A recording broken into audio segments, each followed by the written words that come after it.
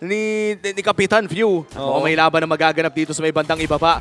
Yawi harap agad. Oo, si Super Marco, makakatakas ba hindi naman ng araw, pero yung nga lang, first blood para din sa TNC, pero si Yawi din ay nakuha naman ni Super Marco. Meron silang vision mula kay View, may burst din ng Star Shatter. Oy, Yawi! Natalunan na nga dito. It's gonna be Super Marco, pero may Abyssal Trap na naman. Sumapatay na naman sa kamay dito ni Lancy. Pero mapagsuntok sa may gitna, pero walang damage dito sa side ng Team Falcons. Makunat si Flap TC, makakatakas pa rin. Ginamit niya yung Flicker at mga habol dito. Napadiran. Pagdating na si Kyle TC. Ito na nga, makakakuha yata sila ng kill. Retribution na gamit na rin Lord JM. It's gonna be down in the hands of View. Lamangan na sa pwesto sa River. View! Okay, natalunan. Ginamit na rin Violet at Quem. Tatama pa ng arrow. At sino bang hindi makakatakas kung lahat na ng mga skill ay nasa lumo? Bukas na ang gising, iniisip ko, teka lang, hindi ba masyadong malayo kung sisimulan mo na to? Tapos biglang may abyssal arrow na kumabit.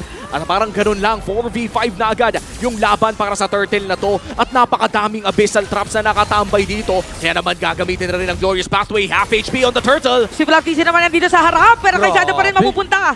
Dito yung pagong. So Flap TC, hahabol ba sila? Okay, medyo kalmado dito ang Team Falcons, pero nasa langit yung kalaban mo, itututok mo na lang. Yawi with another engage. At sakto nga yata dito, meron player na madidikitan. Pero si Flap TC napakakunat habang si Benny Cutie magda-dash out. Nagamit na rin dito yung quad shadow and even shadow kill for Kyle TC habang si Zyda naka-ready doon sa may purple buff. Gitnang linya yata ang gusto kuhanin. And for even Super Marco na tinamaan na may pagsuntok sa may bandang gilid. Si Zyda nakita dito.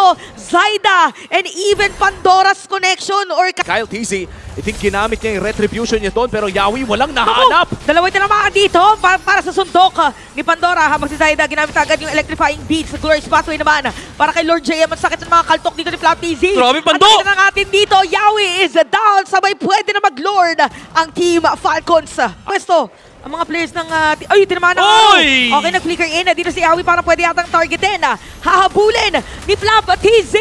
At ito na nga sa ilalim ng torre, mabibigyan na sila. So, patay na dito si Yawi pero sa mga likod na dito si Zyda. Napakasakit ng mga electrifying beats. At sakit na ngayon. Even Benny Cutie, hala, biglang nabaliktad. Double kill na para dito sa Bagyo. At si Super Marco matatamaan pa ng Abyssal Arrow. At mukhang makakaiwas naman siya. 3 people is down pero Lancy hindi makakalapit dito. At matutusok pa. Si Kyle TC goes down. At tuloy pa ang pagpasok ni Benny Cutie, forces the Super Marco Flicker. Dedepensa ngayon ang Team Falcons. At unti-unti na nga natin nararamdaman ang namumuong bagyo as a TNC. Sila ngayon na mag-a-attempt na kumuha ng Lord at tahimik lang pala sila. Pero ibang delubyo ang kanilang dala. Kanyang items na kailangan, meron na rin siyang Divine Glaive. Oy, tinamaan pero nakaharap na si Pandora. Yawi!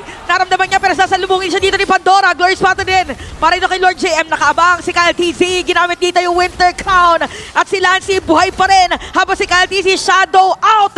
Nandito na sa side na nakita niya. Naku, sa harang hindi ng mga players sa Team Falcons. Buhay pa rin yung mga junglers natin. Habang si Yawi sa may ilalim ng torre, ginamit yung Violet Requiem. At wala pang ang babagsak pero una pala si Flap TC. May susunod pa ata si Benny pero hindi natatama yung mga bala. Buhay pa rin ang Phoenix Army. At 3 torre na ang kanilang nakuha. Naghahanap sila ng potential sandwich play. Napakalalim. Napakalalim nung ginagapang ni Yawi.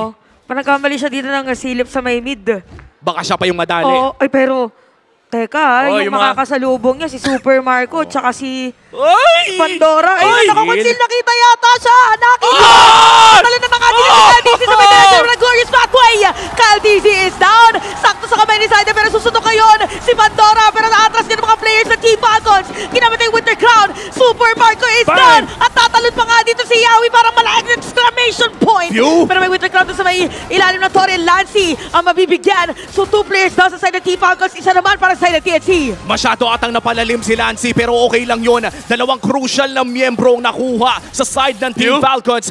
Pero teka lang hindi ata libre ibibigay ito ng Falcons. TNC Pro Team, low HP si Yawi. Here comes the Astral Echo. Napakasakit ng mga Star Shatter. Pero yung Lord, sinasayaw pa rin nila. Tatama yung sapak dito ni Pandora. Yung Lord, papasukin na inside the Glorious Pathway na gamit na nga rin. Pero sumabak tao na face crack. Pero mukhang hindi na sila babalik sa Lord pa. Si Pandora ang unang babagsak. Nakawakan! Pero yung Lord ay nakuha pa rin. Dito na sa TNC habang nakakangat yung Minion Wave.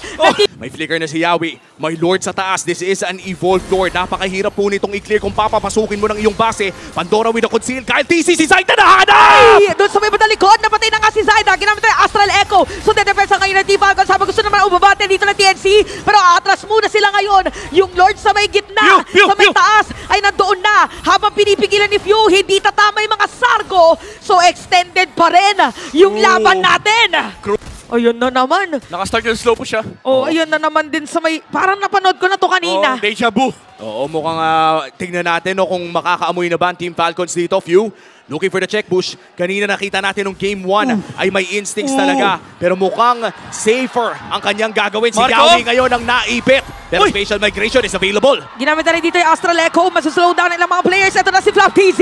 Hinahabol niya si Yawi. At mawawalan ba ng immortality? Wow. Hindi makakatakas pa rin dito. So makita natin for TNC, pwede silang umatras muna. For Team Falcons sa tanong, aabante ba sila kung nakahanda ngayon ang kalaban nila? Ang daming na-burn na resources para doon kay Yawi at pati na rin kay Yawi mismo. Pero mukhang Falcons pa rin na magsisimula ng 22-minute Lord na ito. Flap TZ on cleaning duty. Lord JM nandun sa harap. Lancita, tama nga ba ang Besalaro kay Flap TZ lamang? Pero ito na, half HP on this Lord. Few available ang kanyang Astral Echo and that could make or break this team fight. Pero ito magkakatalunan. Yung isa naman ng immortality si Very Cutie. Ginamit yung kanyang Wind of Nature. Flicker out na rin. Glorious Pathway. Pero si Pandora sumusuntok para pigilan sila na umabante. Habang si Zaida zigzag. Nakita niya si Super Marco. Astral Echo nagamit na rin. Flap TZ Flicker out. Meron naman siyang immortality siya si Case. At si Lord JM palang target nila ngayon. Flap TZ tumatakbo-takbo lang para bumalik ang kanyang buhay. -1 ngayon ang TNC Pro Team. Mula rin sa badang, hindi makapasok si Zaida onto the Clint. And again, Kyle TZ forcing the Wind of Nature mula dito kay Benny Cutie, pati na rin Flicker. Okay, babawi yata sila dito. Flap TZ nabigyan. Habang si Pandora, dalawa ang napigilan. Ginamit na rin yung Winter Crown. Immortality ni Yawi dito, wala na rin. So si Zaida, makakapag-dash out. Si Super Marco naman nandun. Yawi is done. Habang ang sakit na nga dito, ginamit pa ni Marco yung kanyang Flicker para makapag-deal pa ng damage. Pero nalaban daw si Benny Cutie. Si Kyle TZ, wala ng immortality pero double kill na. Para mag-proof. Super Marco, triple kill para sa kanyang Clint. At mag-isa na nga lang dedepensa dito si Benny Cutie. Hindi na ata aantayin pa ng Team Falcons ang Lord na ito. May kabayo, may kabayo. Nag-aantay pa sila. Kalma muna. May kabayo, may kabayo. Ayan na yung kabayo. Ayan na yung Oyabak. Sige, sa lahat din na nanonood ngayon, inhale, exhale. Grabe. Kaya pa ba ni Lord JM at ni Benny Cutie? This is an Astral Echo landing on Benny Cutie. Teka lang, na-burst agad si Lord JM. At makikita natin ngayon na dalawa na nga lang yung dedepensa. Naka-flow yung Ming and Wave. Meron pang Lord na bit-bit. Namatay dito yung kabayo. At mukhang magta-tower lock na. Dito yung Team of Falcons. Shutdown plus panalo sa laban. Game number 2. Team Falcons.